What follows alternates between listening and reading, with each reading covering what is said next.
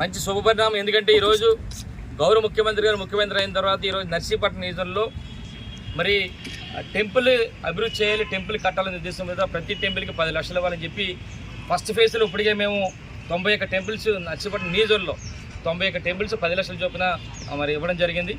అలాగే రెండో ఫేజ్లో కూడా 82 టెంపుల్స్ కూడా మరి 10 లక్షల చొప్పున 82 కూడా శాంక్షన్ చేయడం జరిగింది. ఇప్పుడు మూడో ఫేజ్ మొన్ననే ఈరోజు ఆర్డర్స్ వచ్చినాయి. ఈరోజు అందులో సుమారుగా 14 టెంపుల్స్ రావడం జరిగింది. అది ఒకసారి మీ ద్వారా మరి నాతవరం మండలం అచ్చంపేటకి సంబంధించి మరి సిద్ధి వినాయక టెంపుల్ వచ్చింది.